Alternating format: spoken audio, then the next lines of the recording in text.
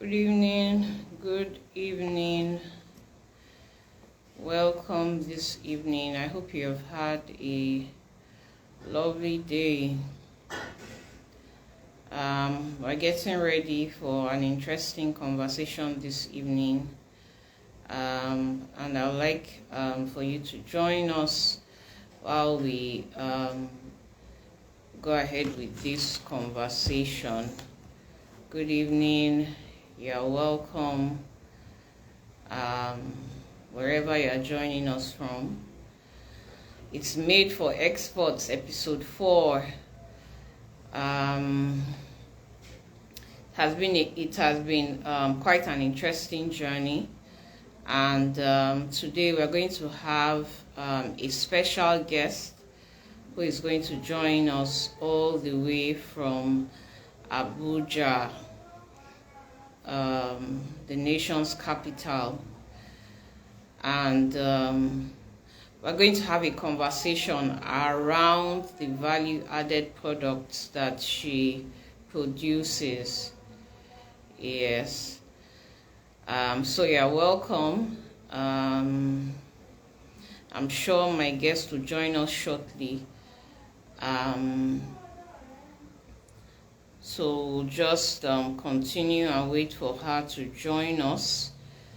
Made for Exports has been put together by Fortress 20 Global, and what we do is to showcase value-added products from Africa. So what typically happens is that for a long time we have exported everything raw from Africa, and then Edeki Farms, you are welcome. It's good to have you here. And we have exported everything raw from Africa. And okay, my guest has joined us, and it's time to begin to process. But then we need to showcase some of these products, because you don't even know that some of these products exist, right? And that's what we are doing with Made for Exports, showcasing our value-added products from Africa. Someone has to showcase those products. Why not us, right? And that's what we are doing this evening. And through this program, we seek to promote value-added products from Africa. We seek to connect suppliers to buyers for direct purchases and distributorship opportunities. Okay, I'm just trying to get my guest in.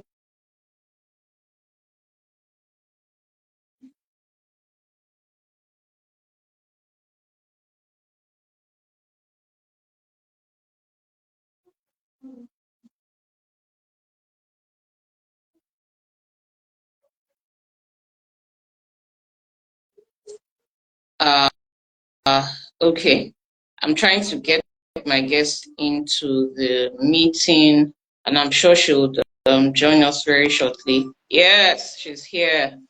I can't see her face just yet, but she's here. Yes. Good evening, Ma. Hello. Good evening. You are welcome. Thank you. Good evening, Yes. everyone. Good evening, Ma. You are very welcome this evening. How is the Thank. capital city of Abuja? Ah, Abuja is bubbling. Lovely, lovely, Ma. Yeah. Lovely, Ma. You're welcome. We're supposed to do this last week, but Instagram live showed us Pepe. And we made sure that we figured it out last week. It took us a long time, but we ultimately figured it out. So it's a pleasure We are to, entrepreneurs, you know. We figure yes, things out. so we figured things out. That's what we do. It's a pleasure to have you here, Ma. Thank you so much for agreeing to do this for a second time, because we were supposed to do this last week. and then we couldn't do it, and you graciously agreed to do it again today. So thank you so much for joining us this evening. So my guest is already here. Um, she's Madam Gertrude Bashorun. She's the founder of BHG Farms and Agro-foods Ltd. It's a renowned agribusiness operating in Abuja. She has over 15 years experience in aquaculture and the plantain subsector. Her business started as a homestead fish farming enterprise, and it has grown into a full-fledged food production and packaging company. She has product lines in condiments and seasonings, grains, and the plantain value chain. So she has this very lovely plantain chips. That plantain chips is a temptation. You know, when they say deliver us from temptation, it is that plantain chips. You keep eating it until it has finished. They call it You know. chop one, chop two. I think it will be chop one, chop 10 because wow. Okay, so just go to the comment section and welcome our guest. Make her feel welcome this evening. Thank you so much, Ma, for coming here. I know that you wear so many hats, and I know that you didn't start out your career in food processing. Yeah, so just tell us a little bit about your career and how you transitioned into food processing. Um, Thank you so much for having me. It's a privilege. Um, it makes me feel valued. It makes me feel, how it is when you know you are doing something and then someone or some organization outside of yourself recognizes it. So I really appreciate this opportunity to share my story. Um, so you're right. I didn't start out in food processing. In fact, I didn't know what was called food processing. I I just like most people in my would I say my generation, I finished school and the next thing was looking Get for a a job, job.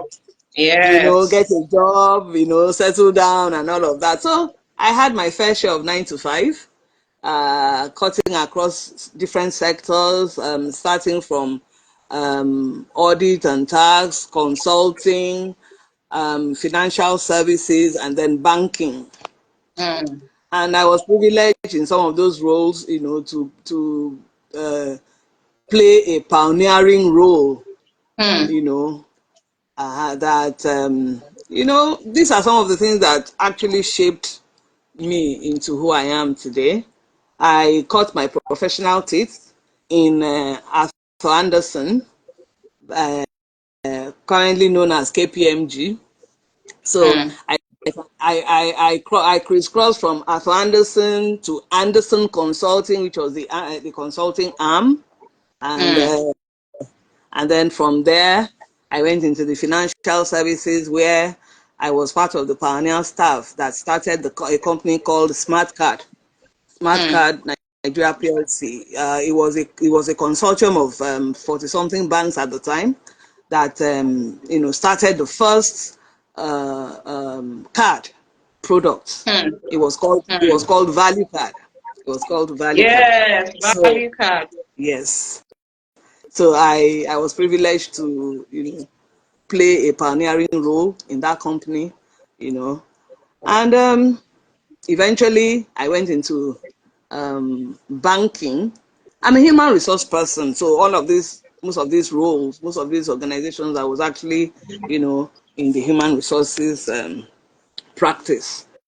Mm. Uh, and then I went into, banking, like I said, and then the bank.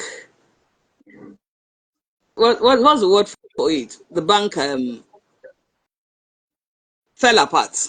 I think that's what I Mm. would say. Call Mm. it.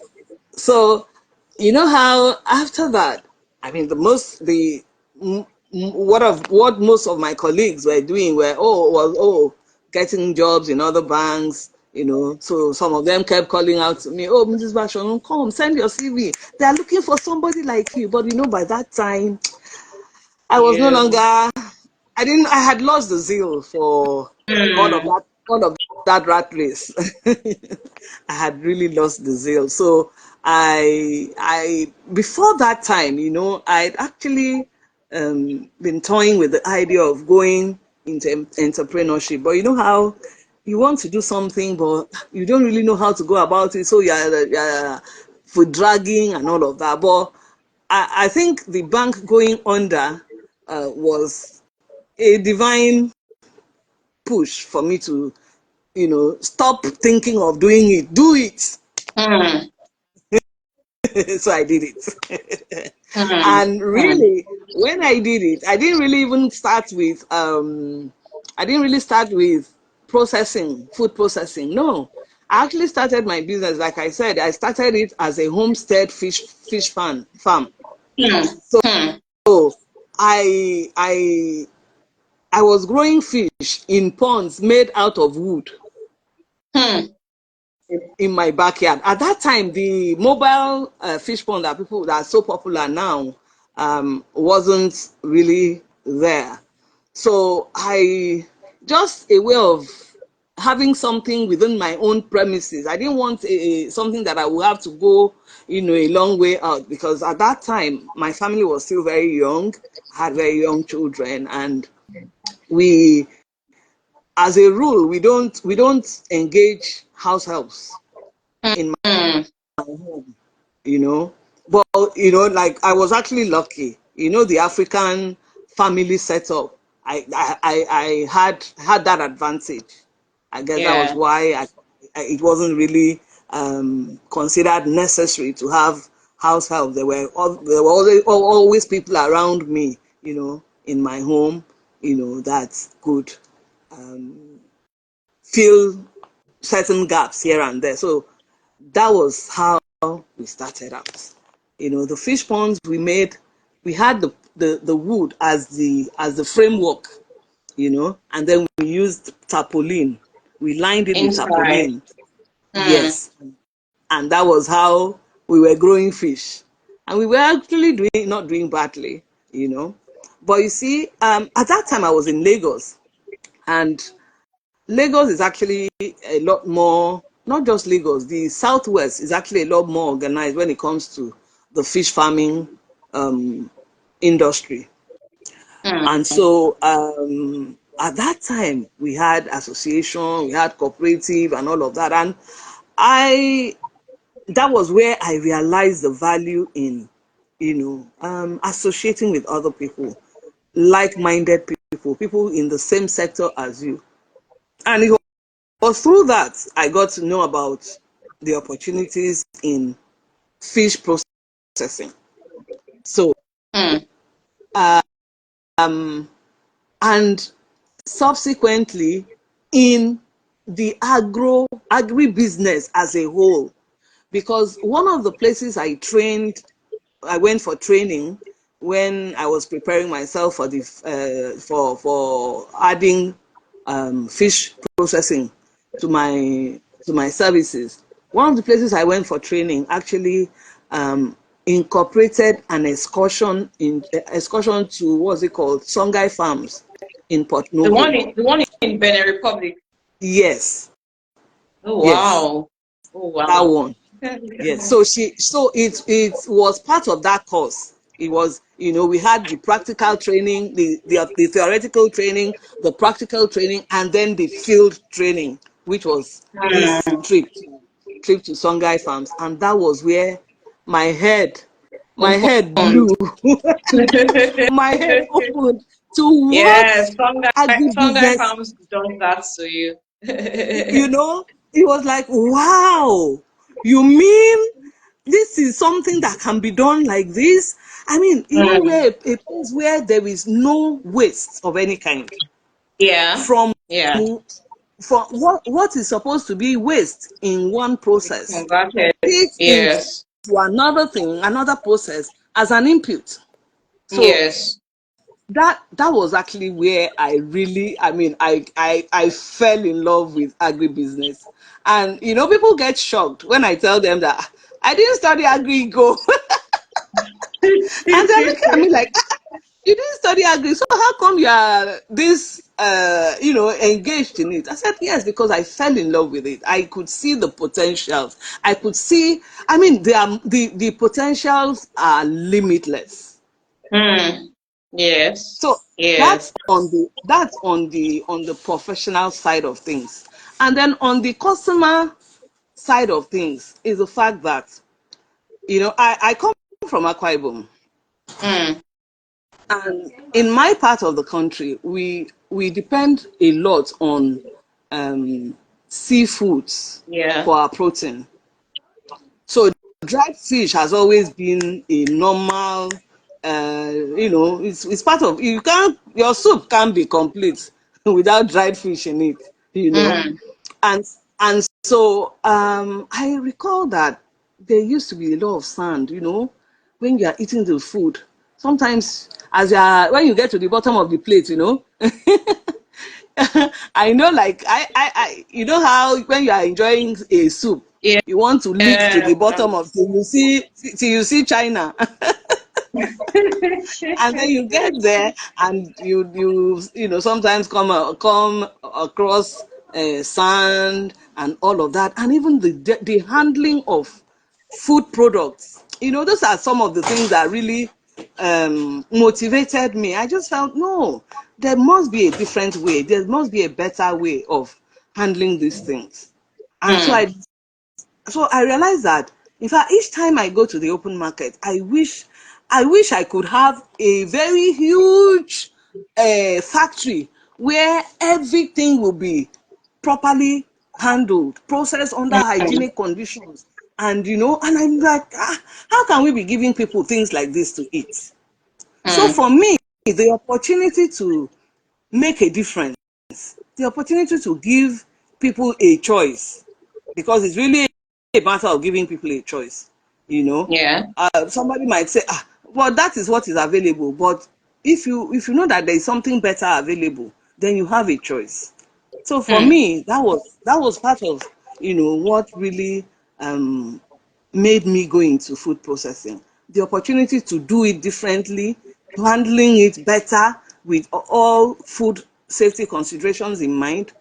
Those were the things that made me, you know, go into the field. And I'm enjoying it. I'm enjoying it. Lovely, lovely, ma. So you started with fish, but I know that you have Yes. other products now. So how many products do you have now? What are the products you have now? Okay, we say about 10. Like Okay. like I said, we started with fish, with Yeah. growing of fish. But Yes. over time, we added the drying, the processing, uh, Mm. and then at some point, we added plantain chips.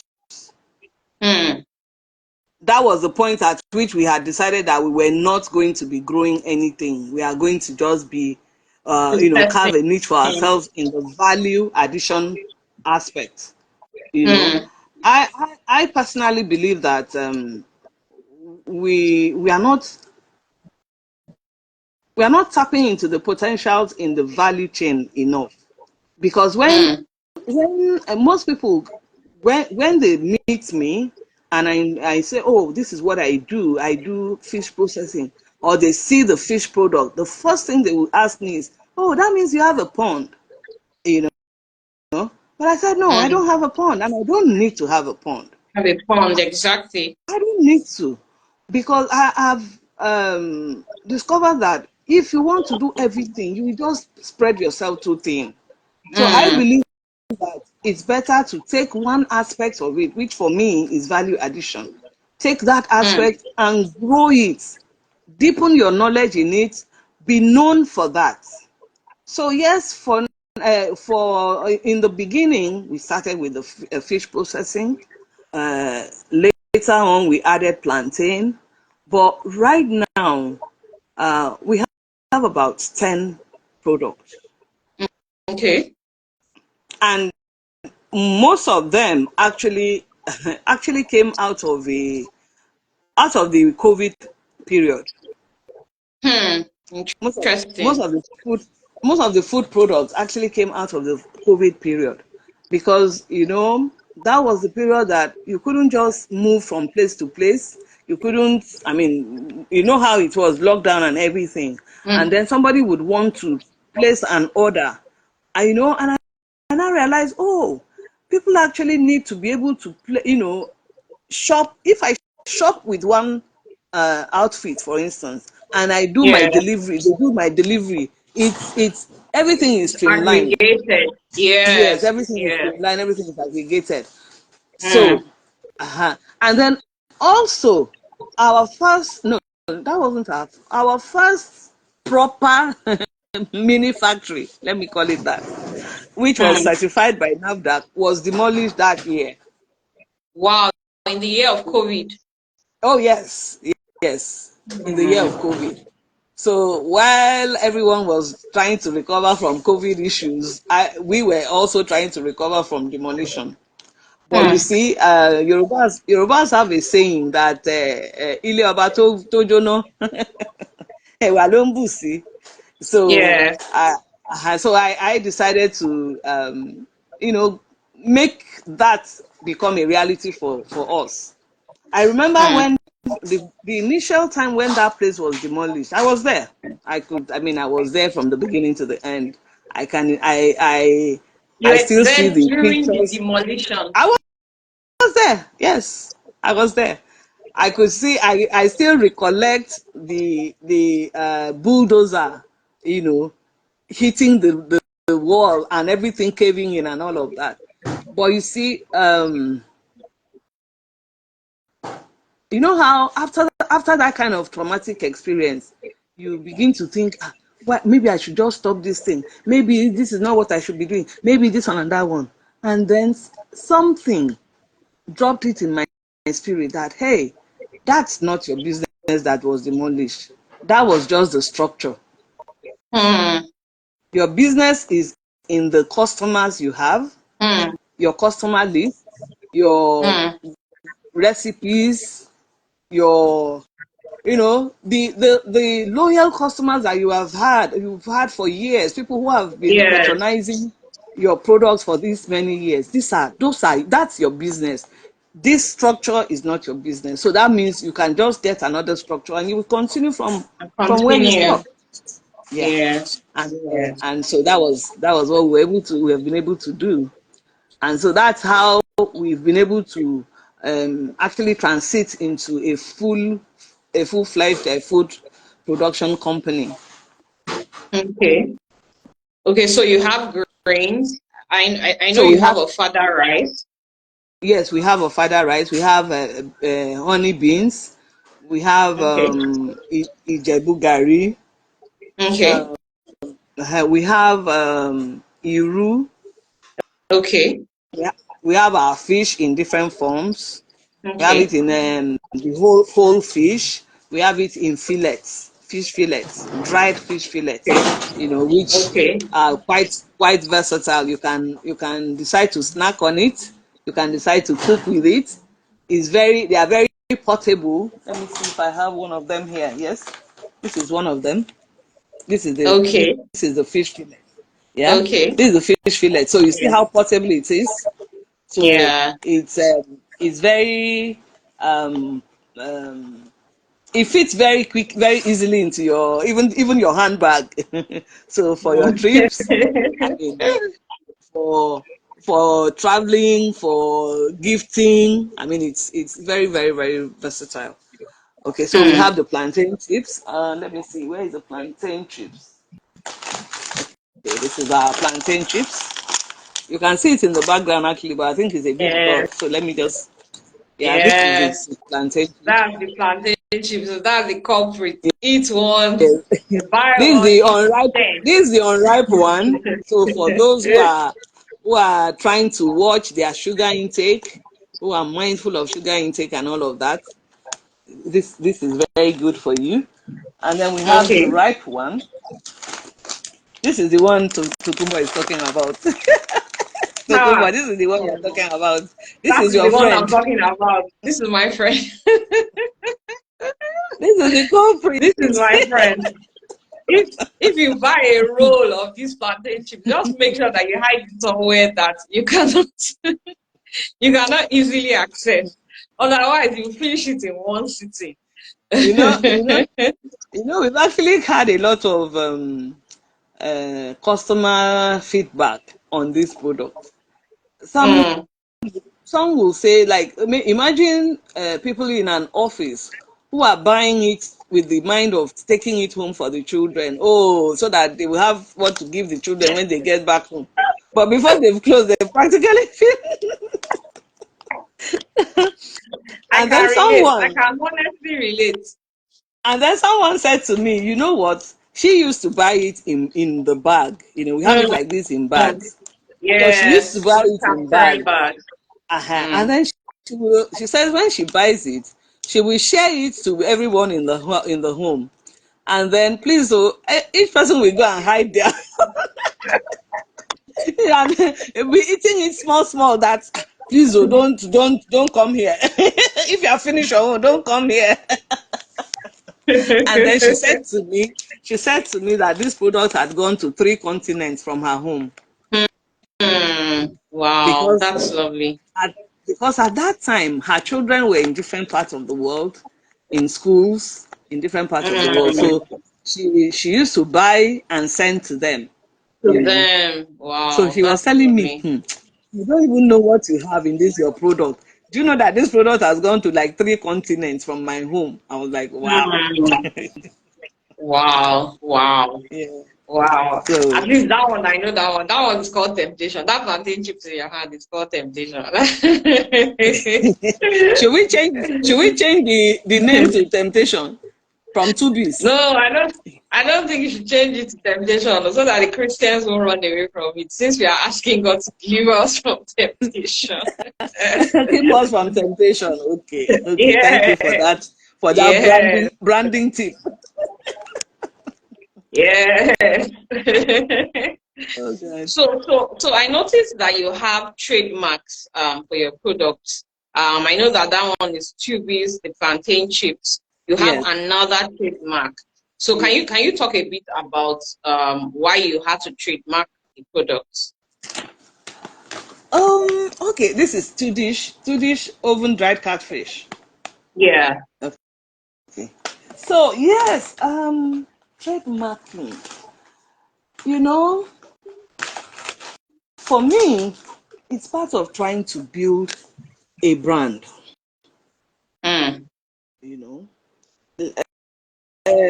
it's not just enough to say, oh, I'm into fish production. mm, What is different about your fish? It's part mm, of our efforts to distinguish ourselves, build an experience in the minds of our mm, customers, mm, and then also, um, you know, having that identity, having that identity. So wherever anyone sees that name, it should bring something to mind. mm, So for us, trademarking our products was part of our effort in building that sense of um, identity yeah. in the minds of our customers. And also, if you're trying to, we've always had this mindset of being certified. Yeah. Because for me, I see being certified as is a mark of distinction, as a mark of setting yourself apart, in the marketplace. And so it's part of the requirements that for getting NAFDAC certified. You do Mm, need to do, yes, Although Okay. at the time I did my first NAFDAC our first NAFDAC certification, NAFDAC didn't really insist on it, but I wanted it. I wanted to have that, so I did it. Hmm. And Hmm. yeah, so people will say, "Oh, Tubies, Tubies, Tubies." Some Yeah. people don't even call me by name anymore. They will call me by Yes, two as because they will yes, call me by they call that you name either Tudish or or Tubees. Tubies. Yes, that's Yes, yeah, yes, that's what typically happens. So let's talk a little about quality. yeah. So I've talked a lot about the plantain chips, and growing up, we used to eat a lot of plantain chips. All those plantain chips. They used to call it the bakery. Mm. And after some time, we started hearing stories about how those plantain chips were produced. That there were some things added into the oil so that the plantain chips will come out hard. So how do you ensure that your products meet the acceptable quality standards? So that they meet standards and they are safe for consumption. Because that's like something that is very important for something we ingest, then it has to be safe for consumption. Okay. Personally, I have this belief that what I cannot eat, I will not give to anybody to eat. Hmm. That's one on the personal level. So for me, it's a matter of integrity. I will Hmm. not put anything that I personally will not eat. So we don't use in any of our products, we don't use any kind of chemical. Yeah, even though the chemical may have been there from the planting phase, but at least by the time it's getting to us, it must have, you know, One of um, dissipated. Yes, it must have worn off. So we on our own part don't add any kind of chemical to anything we do. We look hmm. for natural means of preserving our products. So we don't Hmm. use any chemical to preserve it or anything like that. No. Um, that's one. Two, like you rightly said, the regular products you see on the street, a lot of them have used chemicals, especially like let me say fruits generally have that Hmm. challenge. Hmm. The there is the practice of chemicals being used to ripen fruits. Yes, yes. Banana, plantain, everything. Everything. Oranges, Every mangoes, fruit, everything. every Hmm. fruit that ripens, that Hmm. you can eat only when it is ripened. Most Hmm. of them are ripened with chemicals. Hmm. So for us as a rule, we will not buy plantain that is already ripe from the market. As a Hmm. rule, we will not buy it because you don't know how it must have been ripened. Although we Hmm. can tell from experience, by the grace of God, we've been able to tell, we can see a product See. and know that this one was ripened with the chemicals. And the shocking thing is that that chemical is rat poison. Wow. That Hmm. chemical they are using is actually a chemical that's supposed to be used by panel beaters in their work. Hmm. But I don't know how they found out that they could also use it to ripen fruits. But Hmm. a, it's actually a rodenticide. So you Hmm. imagine the wickedness that will make people use something like that in what people are going to eat. Hmm. So so for us, being aware of these things helps us know how to avoid them. Hmm. That's that's on that side. Then to now make it a bit more, um, you know, we talked about standardizing things. I Yes. mean, so to standardize. We have SOPs, that helps us to, okay, this is what we are going to do. This is step 1, step 2, and all of that. This is how we are going to do it, and all of that. So we have that. People who have known this Tubies plantain juice for many years say, how have you been able to maintain the taste? I think because we already have an SOP, and we work with that SOP. So Lovely. that helps us to keep maintain its consistency over the years. That's lovely. So you talked about NAFDAC certification. Are there any other certifications that you have for your products? Okay, yes. We recently concluded our HACCP. Wow, that's lovely. Certification, yeah. Wow, that's lovely. For some of the products, not all. Product. Okay. For some of the products, not all, yeah. And Okay. also our factory is FDA registered.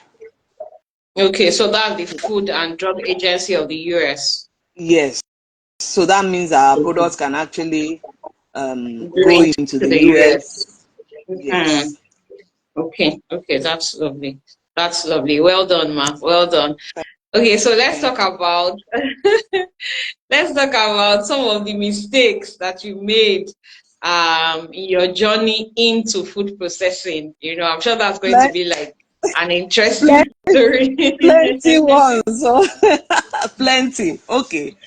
Even before the food processing, I will tell you the first mistake I made in business was that my very first crop, fish crop, I started out with the imported feed, the extruded feed, the feed that floats on the water, Yes. And then I was told, oh, when it gets to a certain point, you have to switch over to local feed just to try and manage your costs and all of that. And I said, okay, no problem. Unfortunately, or should I say incidentally, that period I had a cold.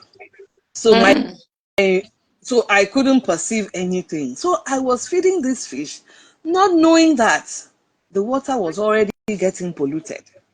And then I just woke up one morning after my children had gone to school, and I went to see my fish, and there they were floating with their bellies up. Yeah, all dead. Not all, but a lot died. Because apparently the water had become polluted, and because I wasn't able to perceive that smell, I couldn't do anything. I didn't do anything about it. And so, well, I lost most of it at that point in time. That was one. In fact, the dogs in my compound had a field day. And I remember I cried. Oh, I cried. Honestly, I cried. When I You see were the fish, crying, the dogs were when rejoicing. I saw them packing the fish out of the pond, I was like, see my fish, see my fish. And the dogs were having a field day. So that was one. And then I think the second one was with the fish processing. Initially when I started the fish processing, I didn't have my own equipment. So I used to take my fish to a place that had the equipment, and they would, process it for me, bill me for it, and I will carry my fish and go and sell. And then when I now, after a while, I was able to get my own equipment, so I now started drying it by myself. I had gone for the training, quite all right. But training is one thing, your own practical is a totally Another. different thing. So at the point I started practicing, sometimes I will have fish go bad in the packaging, because I've always packaged the fish. even though it wasn't like this at the time. I'll just see that it's moldy. Oh my God. And then I will throw it away. And then my staff will say, Madam, don't throw it away. It's not bad now. Why are you throwing it away? I say, no, I can't eat this thing. I won't sell it. You know. But thank God now we don't. That is a thing of the past. We don't have such incidents anymore. So that was then. Maybe it was the moisture level. Yes, our moisture. We hadn't gotten the hang of that moisture level thing. So that was then. And then the other one was with the plantain chips. I actually learned how to do. I went for the training for plantain chips production when we were still in Lagos before we relocated to Abuja. And so but I started the process. I started the production here in Abuja. In So the Abuja. first and when we were coming, I had bought the oil. I was preparing myself. Oh, the oil I was going to use, this one and that one and everything. So when I did the first batch, my first production came out very well. And at that time, we had it in very small packs. We were selling 40 naira then to the small shops in the neighborhood, all these small malam shops. Yeah. And then they were selling it at 50 naira. So I did the first batch and I took it out and everybody liked it. Oh, madam, give me testing now. I will give them. They will eat it and say, and it tastes nice. So, yeah, be bringing for us now. Bring this. They will tell me, bring so quantity.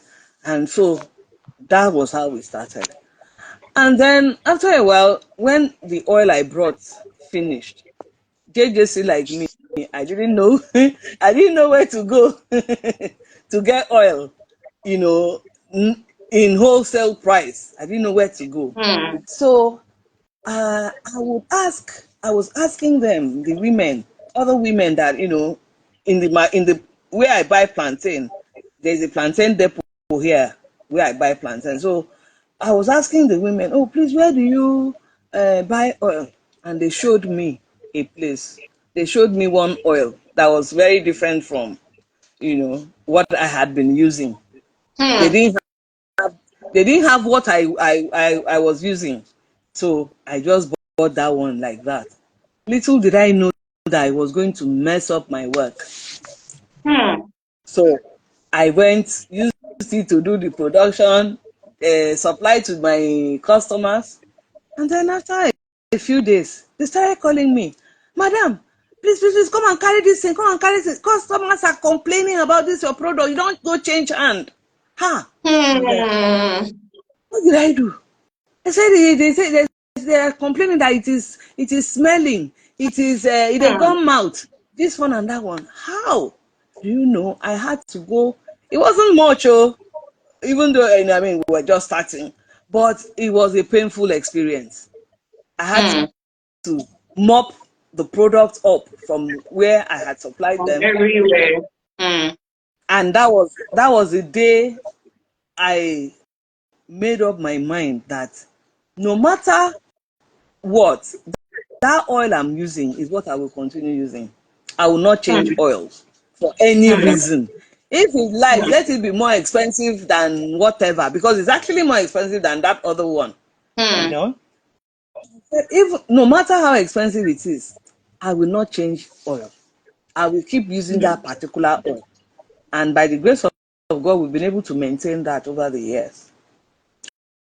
So I discovered that, when oil is very expensive, sometimes we try to, before it gets very expensive, sometimes we try to, have some in store so that at least we'll be able to keep using it.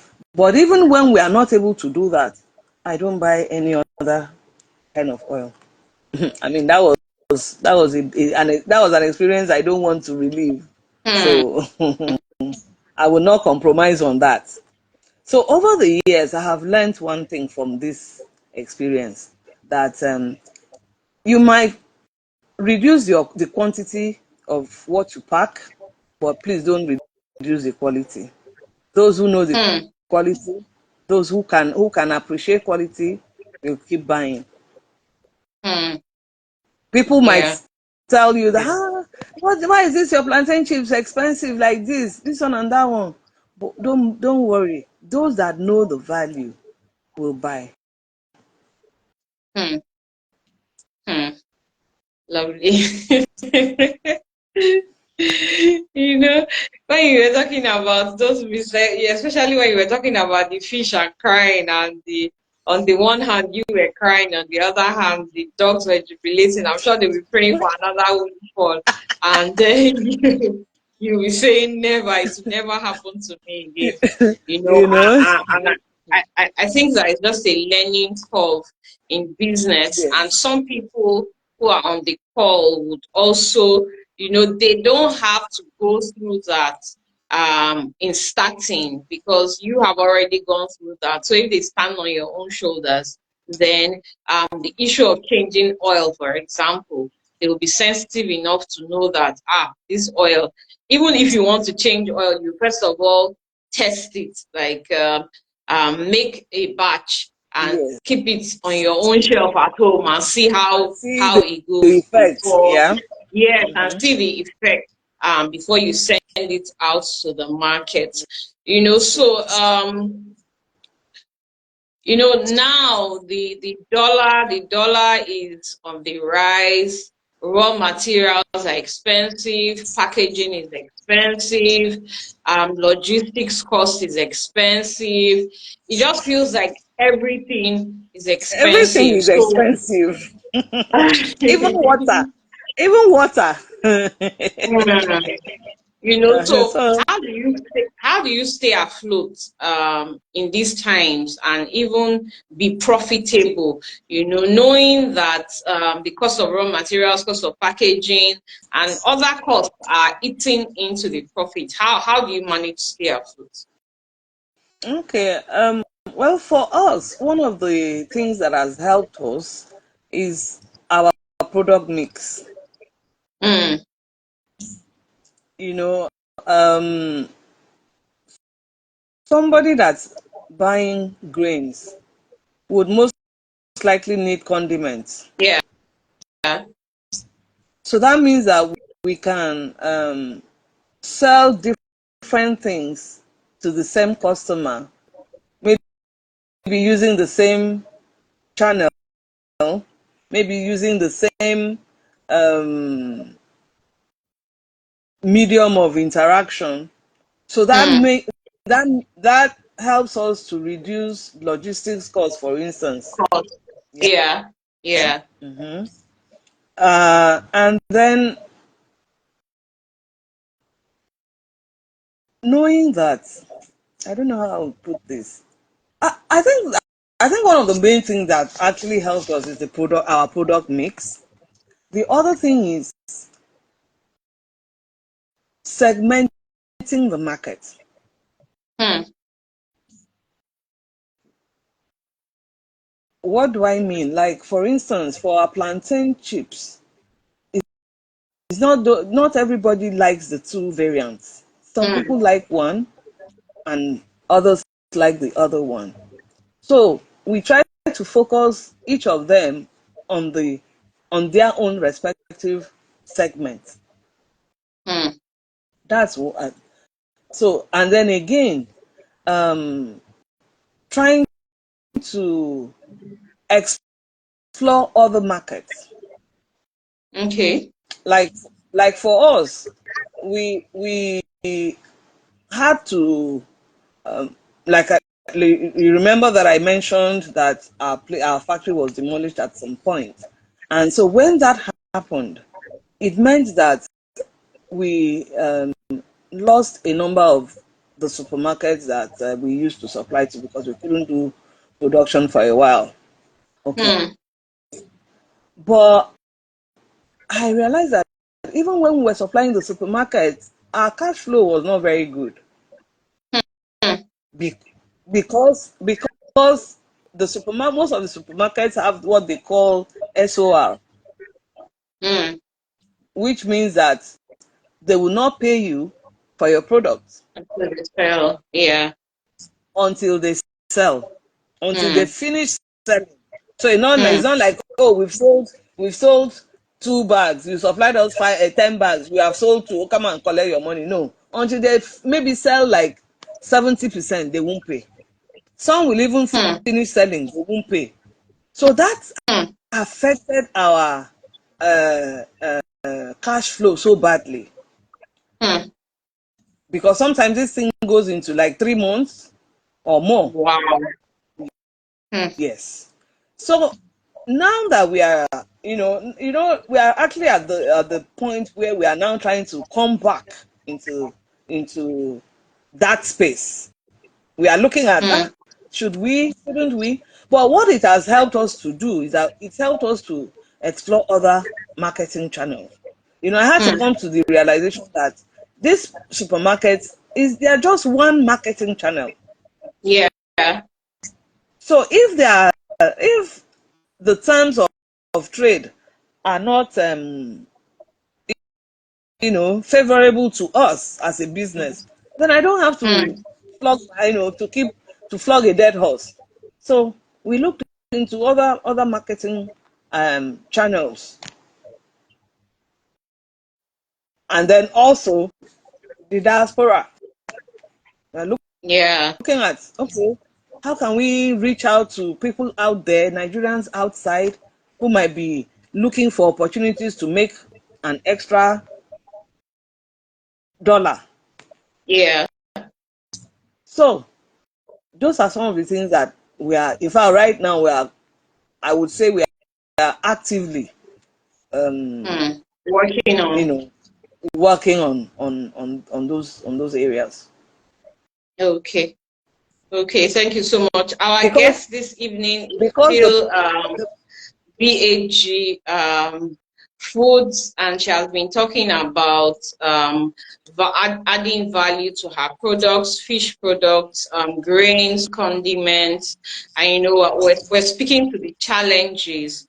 And I know we're going to talk about distributorship opportunities much later.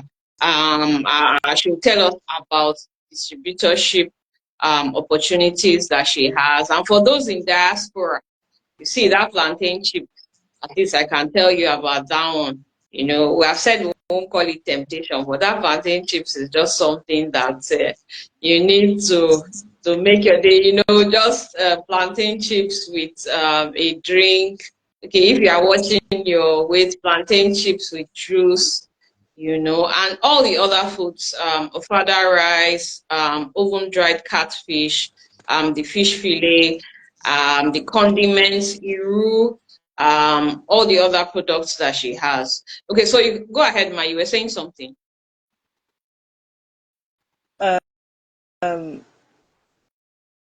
I digress. I can't remember what I was talking about.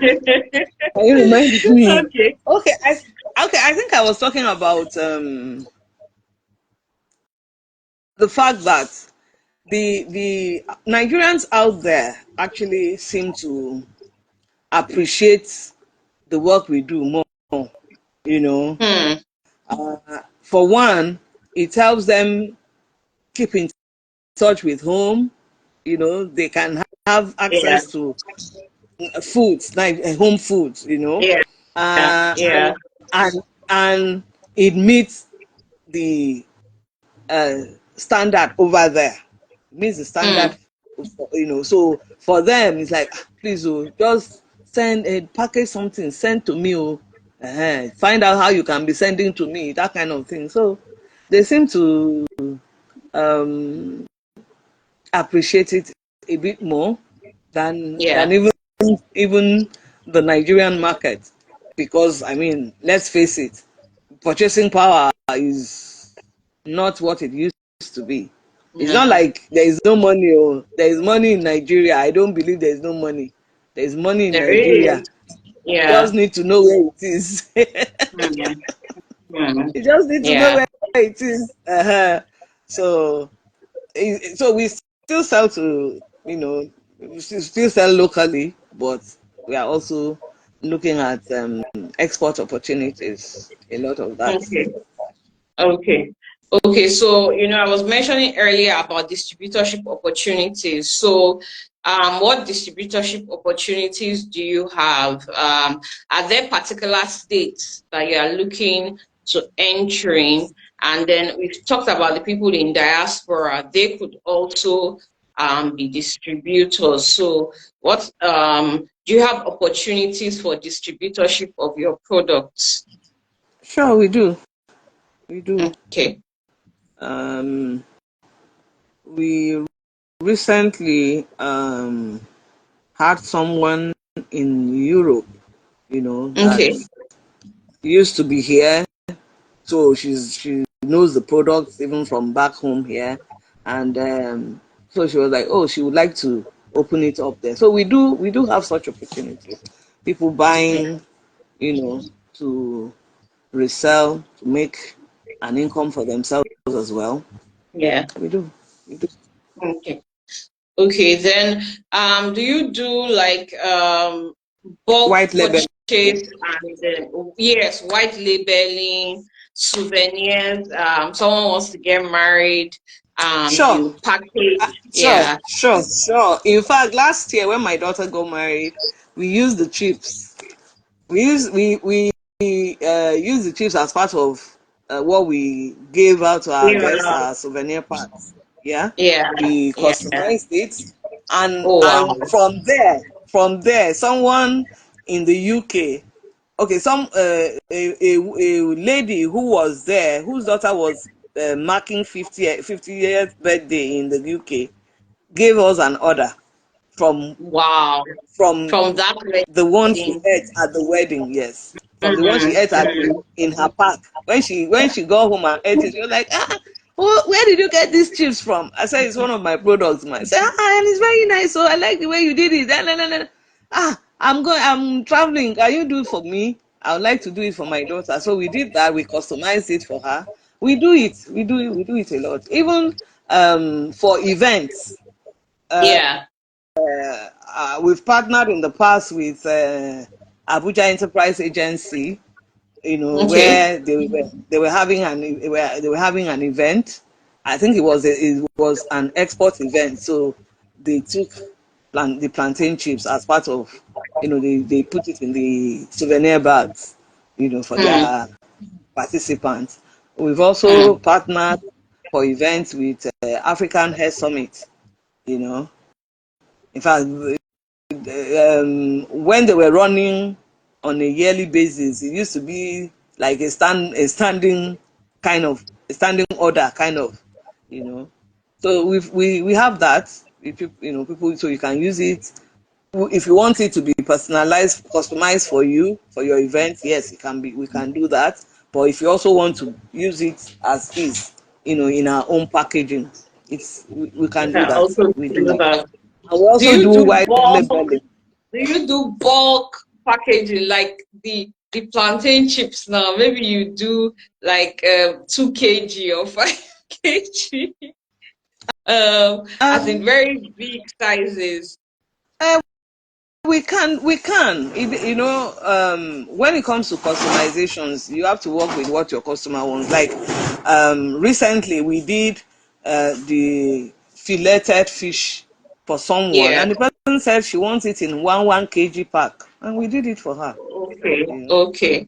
so we Okay. do. Okay. Even the chips, the way this is just a pack, but this is hardly how we sell it. We hardly sell it one pack like this. We sell it in Yeah. bags. So Yes. Yes. that's another way we sell in bulk. So if you buy it Mm, in a bag, you know that, oh, you have 25 packs inside. But if you mm. now want individual packs made into much bigger Sizes. sizes for you to meet your own peculiar situation, yes, we can do it for you. Okay, so this is business for you, for anyone out there who is looking at selling these plantain chips. I'm just focusing on these plantain chips. Let me just move away from these plantain chips. There are 9 other products, So for anyone who is interested in distributing the 10 products, there's further rice, there's Ijebu gari, there's plantain chips, there's iru, there's what other thing have I missed out? I'm sure I've missed out some Honey products. beans. Honey beans, Honey beans. so honey beans, so if you are interested in distributing those products, just go to her IG. Her IG is BHG Foods, BHG Foods Limited. That's her Instagram. So follow her, send her a DM. If you cannot get to her, send me a DM. I'll send a DM to her so that you can distribute. You can get private labeling, white labeling. You can, instead of, so I know that a lot of people might want to start this business and they want to start from the very beginning. Why do you want to start from the very beginning when someone can contract produce for you? And it's one of the things that BHG does. I know that you wear a lot of hats, and I think this is going to be my almost last question. Um, you are in the plantain association, and when I saw that, I was thinking, is it because you are? It looks like in whatever product that you are in, you are part of the advocacy. You work on the advocacy side of the product. So you are not just in the processing of the product, you are also working actively to develop the value chain. So do you want to speak to that a bit? A couple of other hats that you wear. I know that you wear quite a lot of those hats. Well, each like you said, each value chain has its own peculiarities, Hmm. and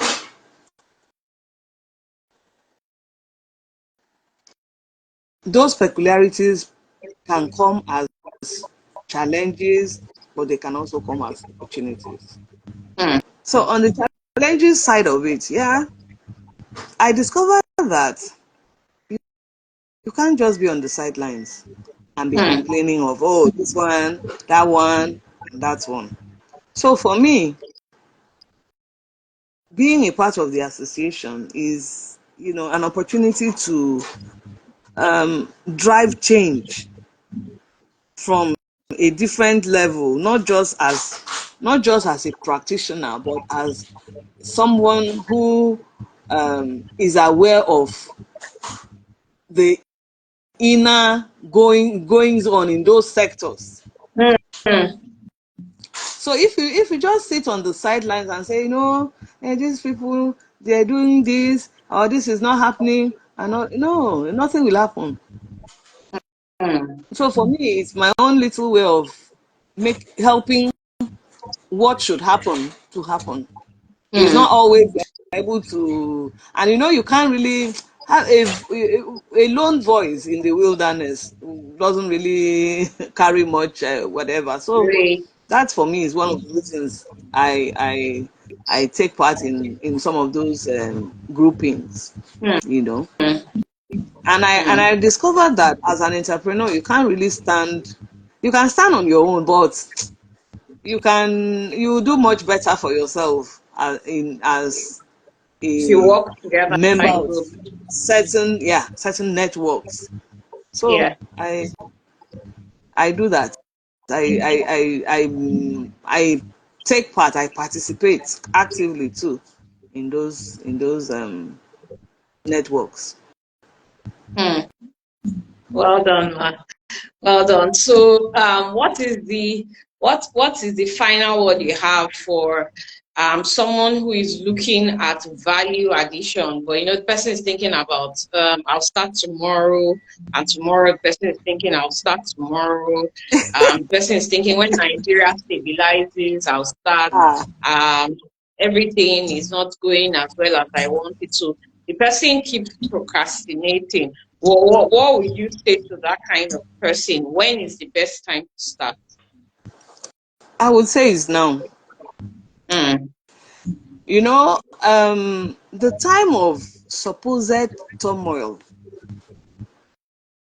is usually actually a time of opportunities.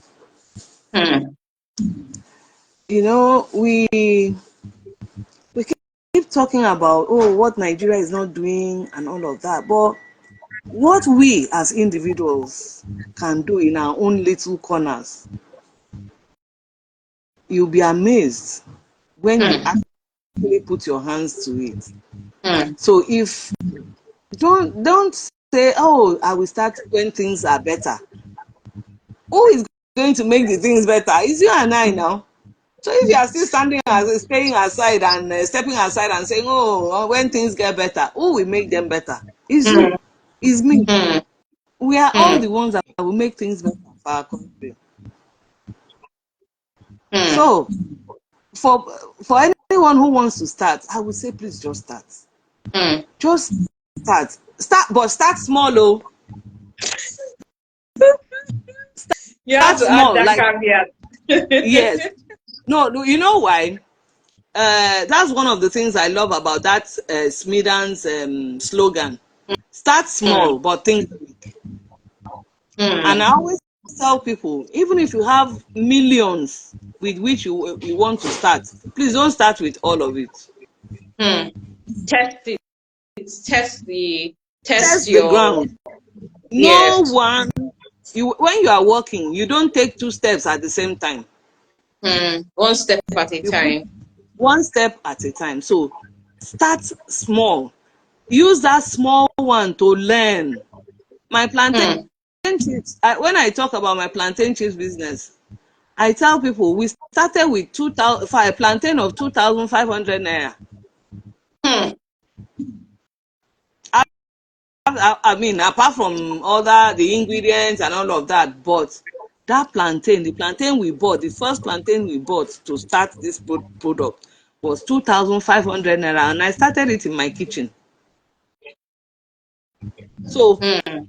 I have learned that it's better to start small. It's like even the fish farming, you know, start small. So-called consultants are everywhere that will tell you that, oh, for fish farming, in fact, if you put 10,000 in the pond, you will become a millionaire overnight. Please, oh, don't fall victim. Mm. Because Mm. when you go and start put 10,000 fish in the pond, have you Pond. have you calculated how much you will need to feed them? Have you even checked if that pond is big enough to accommodate all of them? Mm. So please just start small. Mm. Like in the fish farming aspect, we have an ebook we wrote in which I identified over 15 or at least 15 things you can do under fish farming that can can be standalone businesses. 15. Mm. But most people will say, fish farming. When they hear fish farming, they think it's just about growing fish. Then one consultant will tell them, don't worry. If you just put this 5,000 fish in this pond, by the time you are selling, you are a millionaire already. They have, Mm. they are just scamming you. Mm. Just take it easy, a little at a time. Start it small. Learn with that small one. Learn what can go wrong. Learn what can go right, how you can put it right. Learn the ropes and then grow from there. Then Then, scale. Yeah. Yes. then for those that want to go into value addition, please, you don't have to have you don't have to start with a factory. Yeah. Like I said, I started my plantain chips production in my own kitchen. Mm. When I finish cooking for my home, when the children have gone to school, production will start. Mm. Then, so don't limit yourself. Don't, get yourself overwhelmed or worked up, thinking, oh, how am I going to get a factory? You don't need a factory to start. And even if you want to, use a factory, there is something called contract manufacturing. We do it. Yes. Yeah. We do it. In fact, one of the things we are trying to do in our current facility is to be able to help people use our facility to register their products. Yeah. You will only do your own documentation. But You will they'll do be your own able to documentation, use, they'll be able to but you use can the use our facility. address. You can use our Mm. address as your production facility, Mm. and you get your NAFDAC certification. That's one of the things that we are trying to, put in place in our current location. Wow, that's So with lovely. that, you don't have to have your facility. You don't have everybody can't have facility now.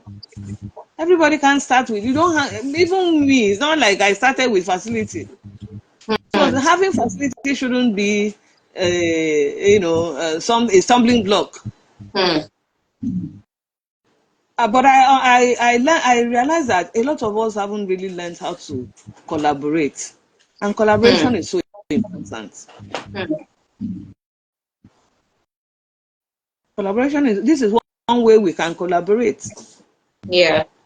You will see a label on a product where they will write made for so made The own. by so company, Yes. for so company. Well, So you have your own yes. documentation, you have Yes. everything, but that Yes. should be on the pack of the product. It's Yeah. selling you. Yeah. It's also selling the producer, the people that produce for you. Producing. Exactly. Then over Exactly. time, you can transition into having your Your own own. space. Exactly. Exactly. Exactly. Yes. Yes. Yeah. So thank you so much for joining us this evening. It has been a great pleasure having you here.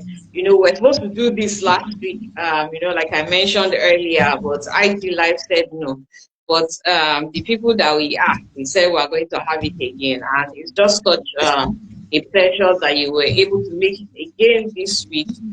Please let's appreciate her BHG Foods for joining us this evening. Go to our IG, follow her, take advantage of the opportunities that she has mentioned: contract manufacturing, distributorship, private labeling, souvenirs, bulk purchase of our product. Buy the plantain chips. That plantain chips, that In plantain fact, chips we is in fact we are working on a customization. No, not customization. Event for someone. They have an event coming up, I think on Monday or Tuesday, and mm, we are giving them the plantain chips as part of their refreshment offering. mm. Honestly, that plantain chips is a winner, and the other products are also. So follow her on BHG Foods Limited. Um, Take advantage of the opportunities that she's offering. Buy products from her, and let's just promote value-added products from Africa. There are so many of them. Um, it's time for us to stop selling raw products from Africa. Let's add value to those products and let's sell them. Thank you so much again for joining us live today, Ma. We really, really appreciate you. Thank you to everyone who joined us live this evening. We'll be back next week with another guest talking about value added products from Africa. My name is Adeto Kumbadewoyin. Until I come back next week, I'll encourage you to think African and buy African. Enjoy the rest of your evening. Goodbye, everyone. Goodbye. Goodbye. Goodbye. Bye, everyone. Goodbye. Thank Bye. thank you. Bye. Bye.